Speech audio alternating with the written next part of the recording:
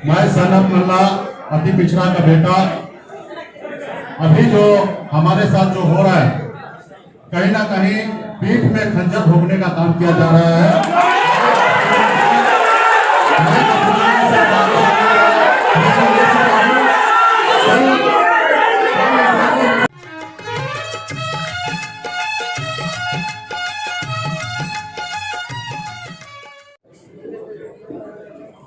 मंच पे कांग्रेस के वरिष्ठ नेता आदरणीय श्री अविनाश पांडे जी, आदरणीय श्री सदानंद सिंह जी, हमारे बड़े भाई तेज प्रताप यादव जी, पार्टी के वरिष्ठ नेता शिवानंद तिवारी जी, सीपीआई पार्टी से रामेश्वर प्रसाद जी, प्रवेश कुमार जी, ये सीपीआई माले के थे, सीपीआई से राम नरेश पांडे जी जो हमारे अभिभावक हैं, राम बाबू कुमार जी, सीपीएम से अवधेश कुमार जी, अरुण कुमार मिश्रा जी, हमारे बड़े भाई वीआईपी पार्टी के मुकेश साहनी जी, पार्टी के प्रधान महासचिव आलोक कुमार मेहता जी, सुनील सिंह जी, भोला जी, और जितने भी हमारे प्रिंट इलेक्ट्रॉनिक मीडिया के हमारे यहाँ साथी हैं, सभी लोगों का स्वागत करते हैं। सबसे पहले मैं सभी दलों को जो इस महागठबंधन में शामिल हुए हैं और जो पहले से, उनका आभार मैं प्रकट करता हूँ। मैं धन्यवाद देना चाहूँगा सभी वरिष्ठ नेताओं को जो यहाँ उपस्थित हैं, और खास तौर पे आदरणीय श्रीमती सोनिया जी का, राहुल जी का, प्रियंका जी का, येचुरी जी का, डी राजा जी का हम आभार प्रकट करते हैं कि हम लोगों ने एक धर्मनिरपेक्ष सामाजिक न्याय, बिहार के तरक्की के लिए एक मजबूत विकल्प बिहार की जनता के सामने रखा है।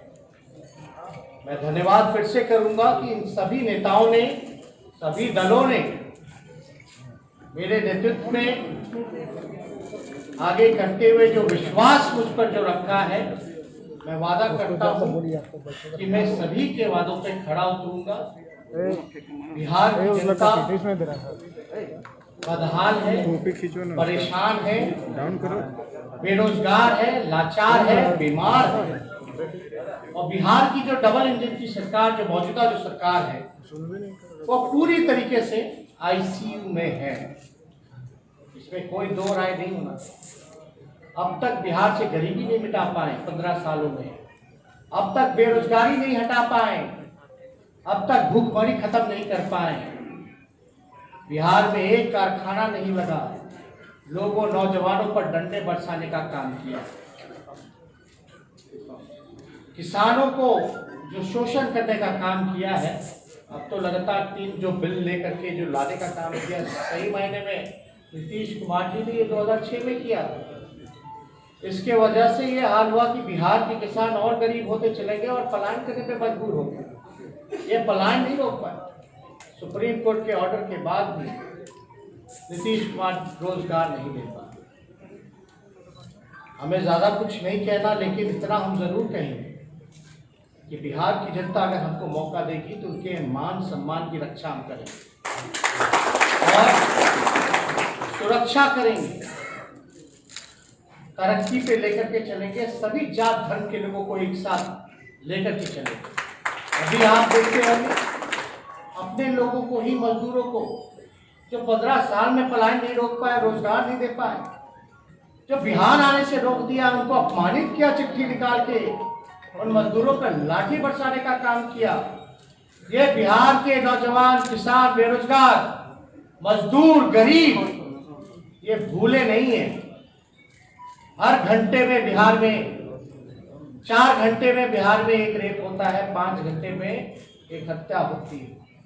तो इस पे ज्यादा हमको विश्लेषण नहीं करना, लेकिन हम ठेठ बिहारी हैं, हम ठेठ बिहारी हैं। जो वादा करते हैं उसको हम पूरा करेंगे और एक बात बता दें, हम जेठ बिहारी होने के साथ साथ मेरा डीएनए भी बहुत शुद्ध है। अभी जो मौजूदा सरकार है, जल पानी एक जगह जो जम जाता है, उस जल के जमने से कीचड़, काई, बीमारी जो फैलती है, ऐसी स्थिति मौजूदा सरकार की है। बिहार को एक विकल्प चाहिए। शुद्ध जल जो बहता है, जैसे नदी का बहता है, वैसा बिहार को विकल्प चाहिए, जो कि हम लोग एक नदी की तरह शुद्ध बहती हुई जल के धारा की तरह वो बिहार की जनता को हम लोग देने का काम करें। अभी आप लोग सबसे चीजें जो हैं बेचैन होंगे कि महागठबंधन में किसको कितनी हिस्सेदारी मिली, और बहुत दिनों से आप लोग भी परेशान थे कि भाई क्या क्या विकल्प, कौन होगा चेहरा। तो इस प्रश्न पर सभी लोगों को जवाब मिल चुका है, और मुझे पूरा भरोसा है कि बिहार की जनता बदलाव चाहती है। बिहारी जाग चुके हैं और उन्होंने ठान लिया है कि इस बार 15 साल तक जिन्होंने बिहार के जनता को धोखा देने का काम किया, बिहार के मुख्यमंत्री डर और लालच के कारण उन्होंने जो समझौता किया सांप्रदायिक शक्तियों से, जनादेश का जो अपमान किया, वो बिहार की जनता नहीं भूली है। 4 साल में 4 सरकार, कहां से होगा विकास? स्टेबल गवर्नमेंट को अनस्टेबल कर दिया गया कुर्सी के प्यार में। उनको बिहार की चिंता नहीं। कहते होंगे बिहार हमारा परिवार है। बिहार भाषण से नहीं, काम पे विश्वास करता है। और इन्होंने जो परिवार का नाम दिया है, हम तो इतना कहेंगे कि बिहार के गौरव के लिए, बिहार को तरक्की के रास्ते पे लाने के लिए हम बिहार की जनता से हम मांगते हैं कि हम लोगों को एक मौका दीजिए, और जितने वादे हम लोगों ने करेंगे, जो 10 लाख नौकरी का जो हम लोगों ने वादा किया है, केवल स्थायी और सरकारी नौकरी है 10 लाख, 4.5 लाख नौकरियां रिक्त पड़ी हैं। शिक्षा विभाग में, पुलिस महकमे में, स्वास्थ्य विभाग में, इंजीनियरिंग डिपार्टमेंट्स में लगभग 4.5 लाख। राष्ट्र औसत के मुकाबले लाने के लिए हमको 5.5 लाख और चाहिए, सभी मानकों को पूरा करते हुए जो आंकड़ा 10 लाख का बनता है। और हमने ये वादा किया है बिहार की जनता से कि पहले कैबिनेट में, पहले कलम से, पहले हस्ताक्षर से 10 लाख रोजगार, सरकारी और स्थायी नौकरी हम बिहार के नौजवानों को देने का काम करेंगे। यानी आज से समझिए कि 10 नवंबर रिजल्ट आएगा और 28 नवंबर तक सरकार बन जानी है। यानी 1-1.5 महीने पे लोगों को रोजगार मिलना शुरू हो जाएगा। ये रोजगार तो केवल सरकारी है, हमारा मकसद है। और ये सरकारी नौकरियों में भी जो फॉर्म की जो फीस जो जमा होती है, उसको भी हम लोग खत्म करेंगे। कोई पैसा उस फॉर्म का हम लोग नहीं लेंगे। आगे हम लोग सभी दल यहाँ बैठे हैं, आगे हम लोग अपना ब्लूप्रिंट, क्या विजन है हमारा, हर एक सेक्टर को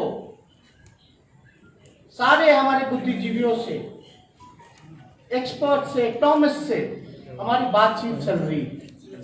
इस पे हम लोग काम कर रहे हैं और जल्द ही कुछ दिनों के बाद अंतिम रूपरेखा दी जा रही है। वो आप लोगों के सामने एक कॉमन मिनिमम प्रोग्राम के तहत वो आप लोगों के सामने हम रखेंगे, अलग अलग क्षेत्रों का। मैं मानता हूं कि यहाँ जितने दल हैं, सभी पार्टियां चाहती थी कि भाई ज्यादा से ज्यादा सीटें उनको मिले, और जितने भी महागठबंधन के सीपीआई, सीपीएम, माले, कांग्रेस, वीआईपी, आरजेडी के जितने भी कार्यकर्ता या वर्कर, नेता, पदाधिकारी, उनसे अब इतना कहना चाहेंगे कि निराश मत होइए। कहीं सीट एडजस्टमेंट में अगर एडजस्ट नहीं हो पाए, मैं उन सभी लोगों को कहना चाहूंगा कि बिहार को बचाने के लिए छोटी सी कुर्बानी हम लोगों को देना पड़ेगा और आपके इस कुर्बानी का हम मान सम्मान और रक्षा हम करेंगे और बेहतर रिजल्ट हम ला करके देने का काम करेंगे। तो आप लोगों से जो हम लोगों का फैसला हुआ है सभी गठबंधन के नेताओं का, तो हम आपको नंबर बता दें। सबसे पहले सीपीएम पार्टी को हम लोगों ने 4 सीटें, सीपीआई पार्टी को 6 सीटें, सीपीआई माले को 19 सीटें, कांग्रेस को 70 सीटें और जो बाई इलेक्शन होने वाला है लोकसभा वाल्मीकि नगर का, पिछले बार भी कांग्रेस हमारे गठबंधन से लड़ी थी, वो सीट पे हम लोगों का समर्थन कांग्रेस को रहेगा, यानी 70+1 लोकसभा सीट कांग्रेस का। राष्ट्रीय जनता दल के खाते में 144 सीटें, 144 सीटें बची हैं, जिसमें कि हमारी बात मुकेश सहनी जी से अकोमोडेट करने की हो रही है। हेमंत सोरेन जो जेएमएम के पार्टी हैं, उनसे भी बातें हमारी चल रही हैं, यानी 144 जो सीटें हैं उसमें से वीआईपी पार्टी और जेएमएम को राष्ट्रीय जनता दल 2-3 दिनों में जो होगा फैसला वो आप लोगों के सामने रखेगा। तो ये टोटल जो है आंकड़े आप लोगों को हम फिर से दोहरा दें। राष्ट्रीय जनता दल 144, जिसमें अकोमोडेट वीआईपी और जेएमएम को करना है, कांग्रेस 70+1 लोकसभा, सीपीआई माले 19, सीपीआई 6, सीपीएम 4, तो टोटल आंकड़ा 243 का है। और मुझे पूरा विश्वास है कि हम लोग मिल करके सरकार बनाएंगे और ये जो लड़ाई है ये जनता बनाम डबल इंजन सरकार के खिलाफ है और हम जनता के साथ हैं। तो और कोई सवाल? माले के हमारे जो साथी हैं वो अपनी बात को जो है रखना के काम करें। चलो आगे से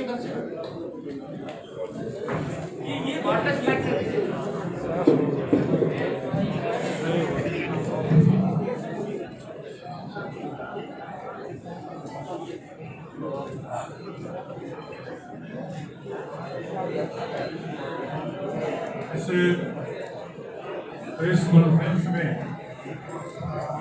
कांग्रेस के वरिष्ठ नेता प्रधानमंत्री जी, आरजेडी के तेजस्वी जी, शिवाजी जी, मनोज जी, सीपीआई के कैलाश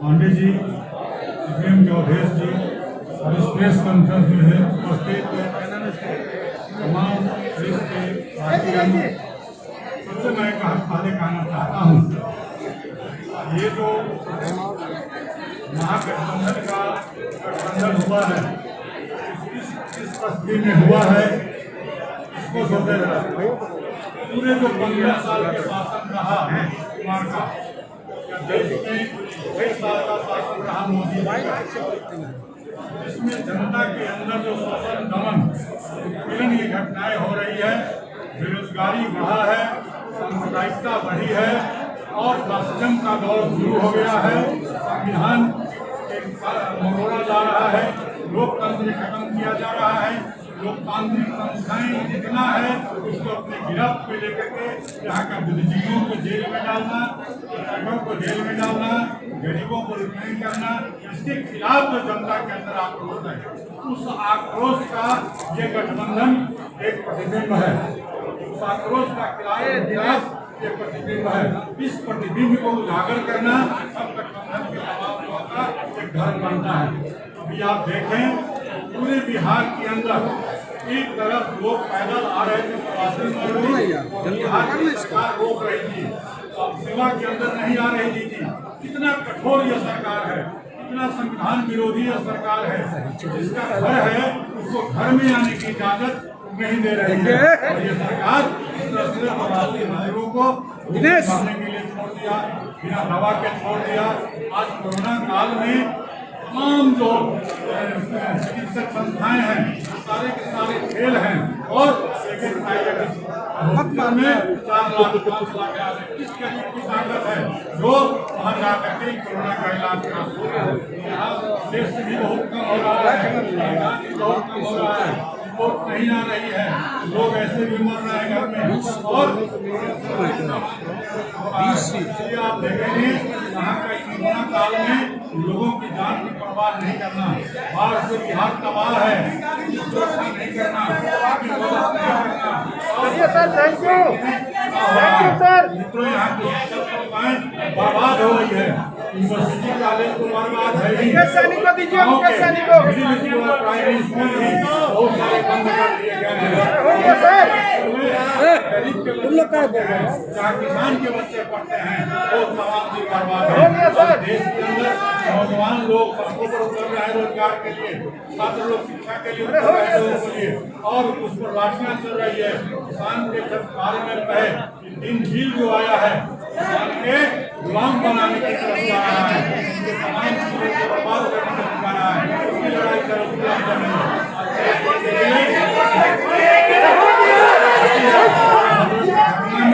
इस तरह से देश के अंदर एक लोकतंत्र का हत्या हो रहा है।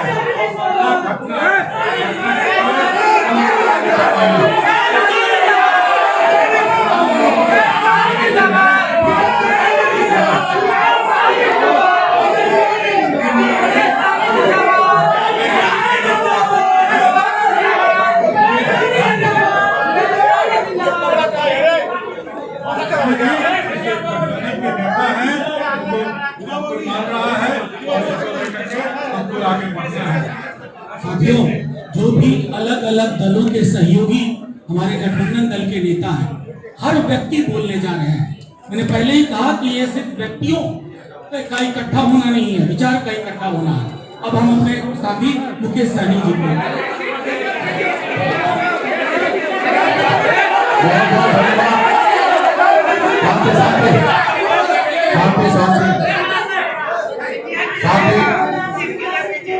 मैं सबसे पहले हमारे जो गठबंधन में साथी हैं उनको बहुत बहुत धन्यवाद दे रहा हूँ।